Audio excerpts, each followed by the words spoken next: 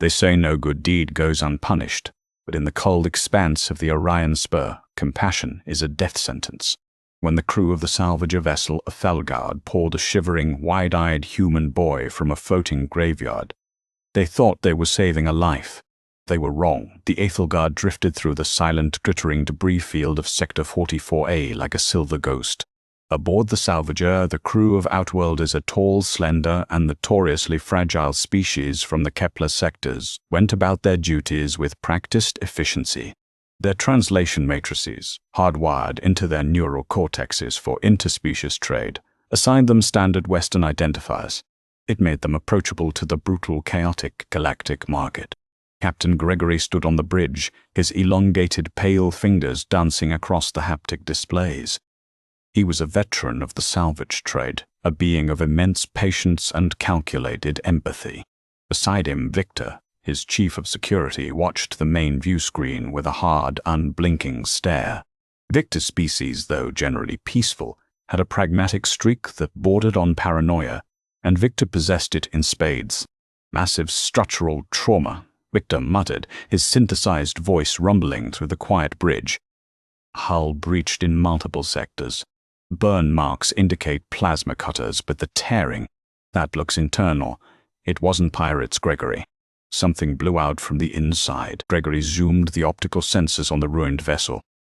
It was a human ship. The jagged, brutalist architecture of Earth's engineering was unmistakable, heavy, redundant, and lacking any aesthetic grace. Across the scorched flank, faded white letters read, Winston, Interstellar, Archangel. A corporate freighter, Gregory noted, a flicker of sadness in his dark, liquid eyes. The human conglomerates don't usually venture this far past the border worlds. Scan for life signs, Simon. Down in the medical bay, Simon, the ship's chief physician and biological specialist, relayed his findings over the comms. Captain, the ambient radiation is high, but there's a thermal anomaly in the aft cargo hold.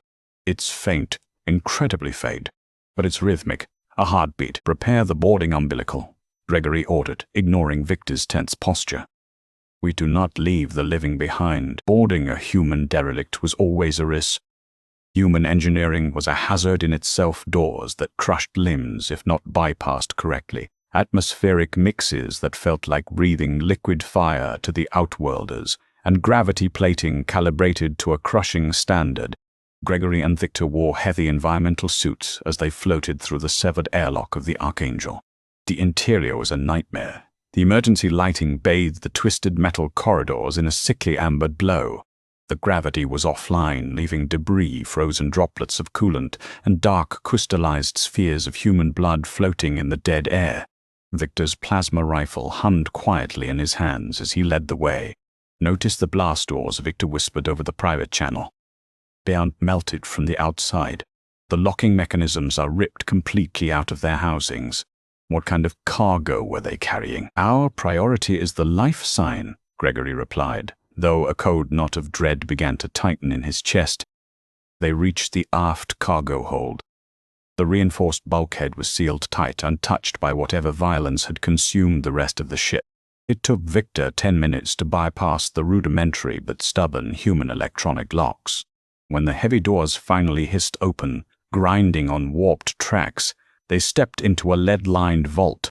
Huddled in the farthest corner, wrapped in a shimmering hypertensile thermal blanket, was a child.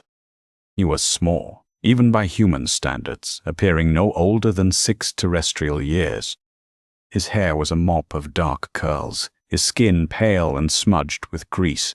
He hugged his knees tightly to his chest, his wide, luminous eyes tracking the two tall, suited figures with the stillness of a cornered prey animal.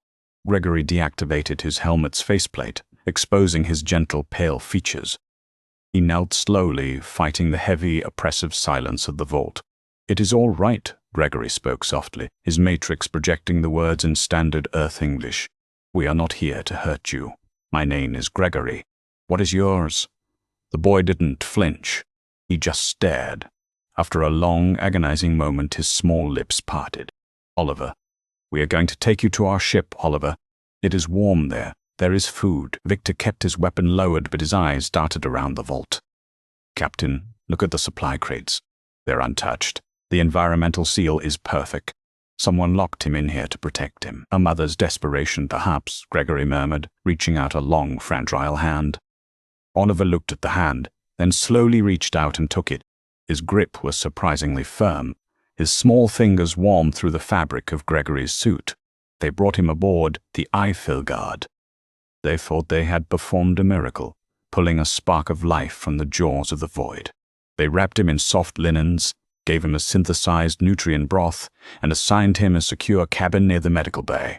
For the first 2 cycles, Oliver was a model of traumatized silence. He sat on his bunk observing everything. He didn't cry for his family. He didn't ask what happened to his ship. He just watched the Outworlders as they moved about, his eyes tracking their elongated limbs, calculating their movement speeds, assessing the structural layout of the Ethelgard. The Outworlders misread his silence as profound grief. They showered him with pity. It would be the greatest and perhaps the final mistake of their lives. The first sign that something was profoundly wrong came from the medical bay. Simon was reviewing the baseline scans he had taken of the human child while Oliver slept. The Outworlder physician stared at the holographic readouts, his long fingers hovering frozen over the console. He blinked, adjusting the contrast, certain the diagnostic matrix was malfunctioning. "Gregory," Simon's voice crackled over the shit-wide comms, tight with suppressed panic. "Could you come to the med bay?" Immediately. When the captain arrived, he found Simon pacing. "What is it? Is the child ill?" Gregory asked, his natural empathy flaring. "Ill? Captain, look at these scans." Simon pointed a trembling finger at the glowing blue hologram of Oliver's anatomy. "I had to recalibrate the scanner 3 times. Look at his skeletal structure. The bone density it's absurd. To a human, this might be normal. But to us? His bones are practically woven with carbon lattice strength. And his muscle fibers, they are so densely packed, I initially thought he was suffering from some kind of extreme rigor." Gregory frowned. "Humans evolved on a high-gravity death world. We knew this. They are robust." "Robust?" Simon laughed, a dry, clicking sound. "Captain, I tried to take a microscopic tissue sample while he was sleeping. The dermal needle bent against his skin. I had to use a laser scalpel, and the moment it made an incision, his blood coagulated almost instantly. But that isn't the terrifying part. Look at his endocrine system." Simon tapped a key, highlighting a small, walnut-sized organ near the boy's kidneys. "This is a human adrenal gland. In a standard human, it pumps out a chemical cocktail that gives them temporary bursts of strength and pain resistance during fight-or-flight scenarios. But Oliver's glands are massively hypertrophied. Furthermore, I found traces of synthesized neuroinhibitors in his bloodstream. Someone has been artificially suppressing his pain receptors and fear responses." "You are saying he was modified?" Gregory asked, the color draining from his face. "I am saying this is not a normal human child. He is a biological siege engine." Before Gregory could process this, the ship shuddered. The heavy thud of emergency bulkheads slamming shut echoed through the hull, vibrating up through their boots. The overhead lights flickered, switching instantly to the crimson hue of tactical alert. Victor's voice erupted through the speakers. "Captain, we have a localized power failure in Sector 4, the engineering and life support nexus. Environmental controls are being manually overridden." "Was it a micrometeorite impact?" Gregory demanded, sprinting toward the bridge, his long legs eating up the distance.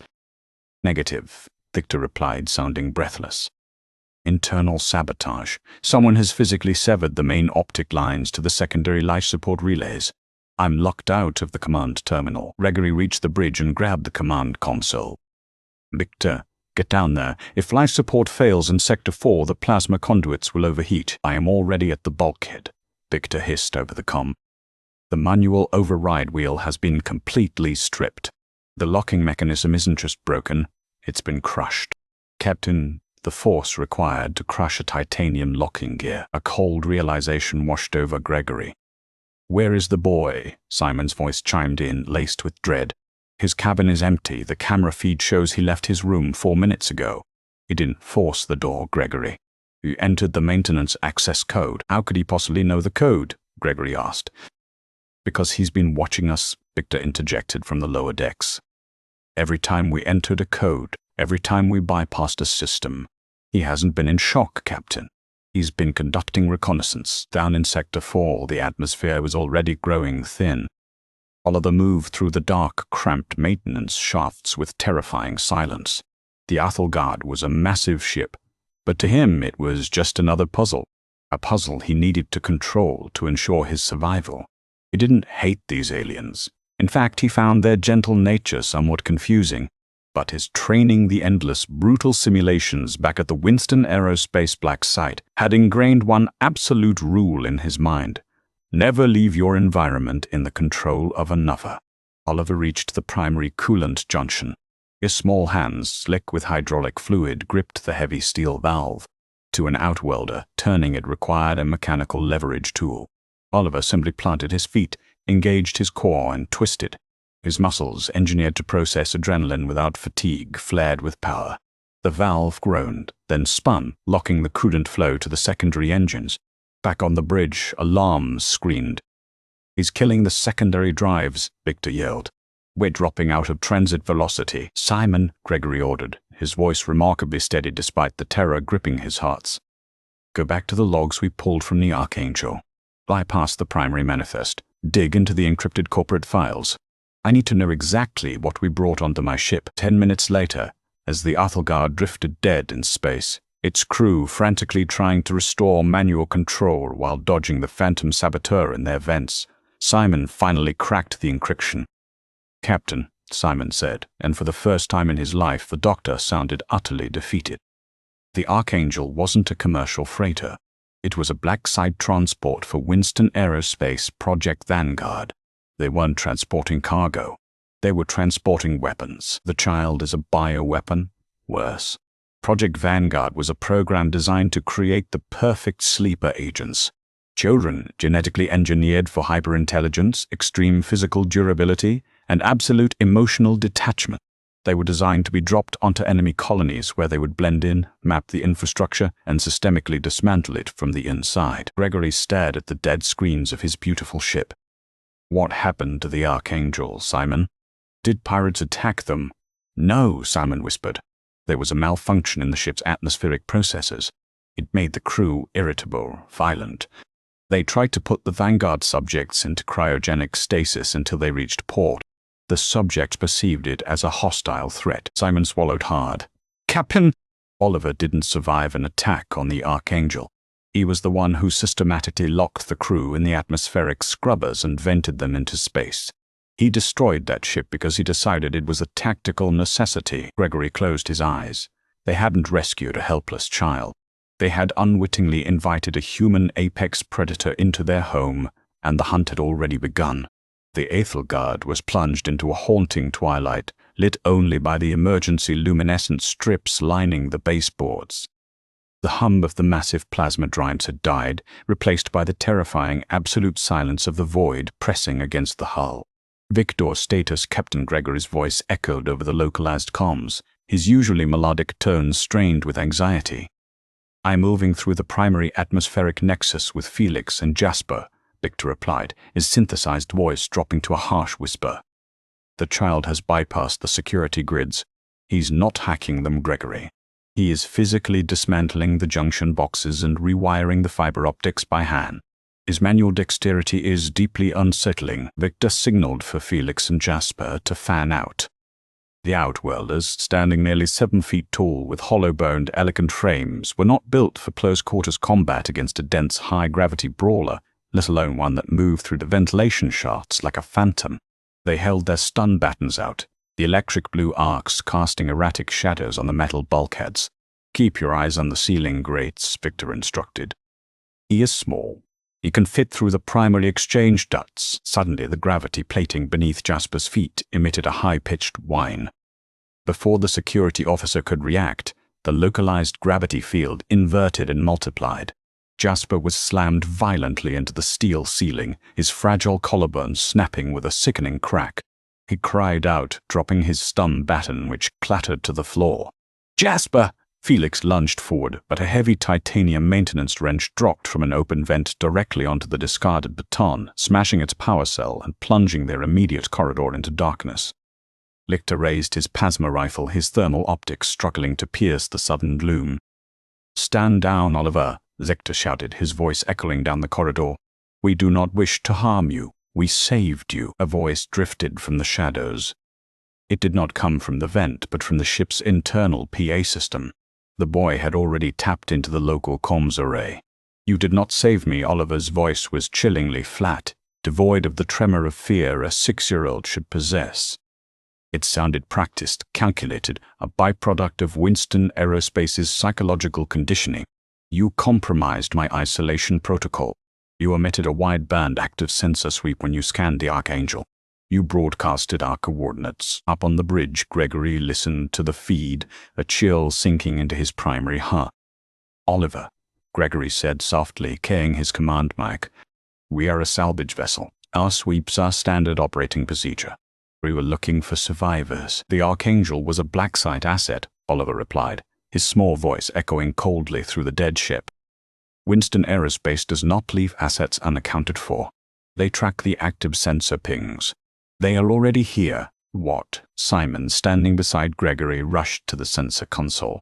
The internal power was dead, but the passive, battery-operated deep space buoys outside the ship were still transmitting faint telemetry.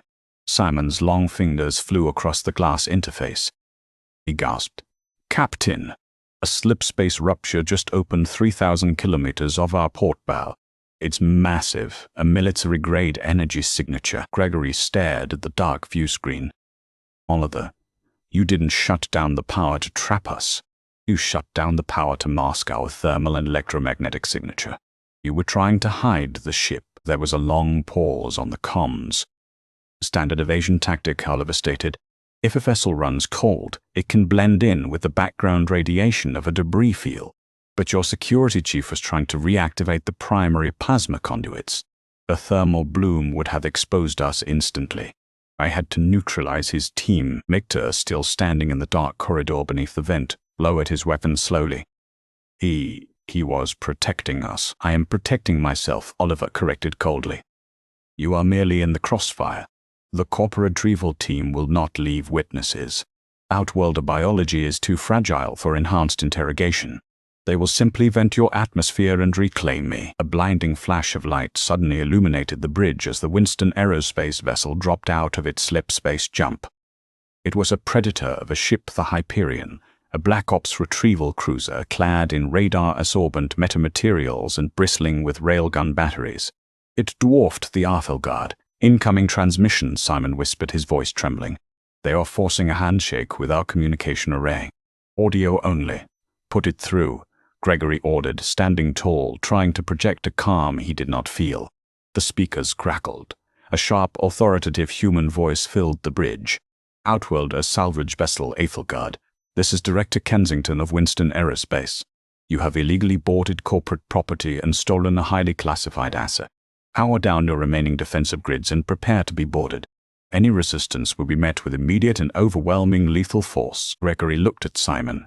He looked at the dim, emergency-lit corridors of his ship on the monitors. He thought of his crew, peaceful engineers and scientists, about to be slaughtered by the ruthless machinery of human corporate greed. Then Gregory keyed the mic. "Director Kensington, we are an unarmed civilian vessel. We found a terrified child in a derelict. We will not hand him over to be used as a weapon." Kensington laughed a dry, humorless sound. "You think you found a child? You found a loaded gun, Captain. And now you're looking down the barrel. Boarding parties are away." The hull of the Aethelgard groaned as the heavy magnetic docking clamps of the Winston Aerospace boarding shuttles slammed against the outer airlocks. "They are breaching sectors 2 and 5, Victor reported, rushing back onto the bridge, carrying the injured Jasper. "Captain, we cannot fight them. They are wearing heavy kinetic armor. Our stun batons won't even scratch their plating." "Seal the blast doors," Gregory commanded, his hands moving rapidly over the manual override console. "Divert all emergency power to the reinforced bulkheads." It was a futile gesture. A series of deafening explosions rocked the ship as the corporate mercenaries used shaped charges to blow the heavy doors off their hinges. To the internal cameras, Gregory watched the human strike team advance. There were 12 of them, moving with terrifying, synchronized precision. They carried compact, high-velocity kinetic rifles, their faces hidden behind matte black tactical visors. They didn't sweep the rooms like police, they cleared them like exterminators, advancing relentlessly toward the bridge. "They are overriding the secondary locks," Simon said, his voice breaking. "They will be here in less than 4 minutes." In the maintenance shafts above Sector 2, Oliver crawled in absolute darkness. His hypertrophied adrenal glands were pumping a steady, measured stream of neurostimulants into his bloodstream. His breathing was slow, barely registering a sound. He could hear the heavy boots of the mercenaries clanking on the metal grates below. 4 targets, spaced 2 meters apart. Standard wedge formation, Oliver's genetically enhanced brain calculated. He didn't care about the aliens. He told himself that. He was a vanguard. He was a weapon. But as he looked down through the grate, he remembered the long, pale hand the alien captain had offered him in the dark vault of the Archangel. He remembered the soft linen blanket, the warm broth, the gentle, unthreatening tone of their voices. It was a stark contrast to the cold, clinical labs of Winston Aerospace, where pain was a teaching tool and empathy was a punishable defect. Oliver reached into his small pocket and pulled out the power cell he had smashed from Jasper's stun baton. He had spent the last 20 minutes in the dark, carefully exposing the unstable plasma core. Breaching bridge corridor, one of the mercenaries barked into his comms, stepping directly beneath Oliver's vent. Oliver kicked the grate open. He didn't drop down. Instead, he hurled the unstable power cell directly at the lead mercenary's helmet and simultaneously slammed his hand onto the exposed wiring of the localized gravity panel inside the vent. The power cell detonated, not with a fiery explosion, but with a blinding flash of raw electrical discharge that shorted out the optics and audio sensors of the mercenaries' helmets. At the exact same millisecond, Oliver inverted the gravity in the corridor, cranking it to 4 times Earth standard. The mercenaries, heavily weighed down by their tactical armor, were instantly crushed against the floor. The kinetic plating that made them invincible now acted as an anvil against their own bodies. Bones cracked under the sudden immense pressure. Oliver dropped gracefully from the ceiling, his dense bone structure absorbing the impact effortlessly. He moved like a blur, before the stunned, temporarily blinded mercenaries could adjust their suits' gravity compensators. Oliver was among them. He didn't use weapons. He used their own momentum and the environment. He kicked a heavy, loose bulkhead panel, sending it sliding across the high-gravity floor like a guillotine blade, shattering the knee joints of the second mercenary. He vaulted off the wall, using the altered physics to his advantage, and ripped the oxygen scrubbers straight off the back of the third soldier's suit, leaving him choking in the thin atmosphere. Back on the bridge, the Outworlder stared at the camera feed in stunned silence. "By the stars," Victor whispered, his eyes wide. "He is dismantling a Tier 1 strike team with his bare hands." "He is not a child," Simon murmured, terrified but awestruck. "He is an apex predator, and he is hunting them." "Director Kensington, do you read?" The remaining mercenary squad leader yelled into his comms, pinned near the elevator bank by a sudden, localized venting of freezing coolant gas. "The target is hostile. Repeat, the Vanguard is loose. He's using the ship's architecture against us." On the bridge of the Hyperion, Director Kensington slammed his fist onto his console. "Do not let him take control of the environment. Shoot through the bulkheads if you have to." It was too late. Oliver had reached the primary life support junction, the same one he had disabled earlier. He didn't turn it back on.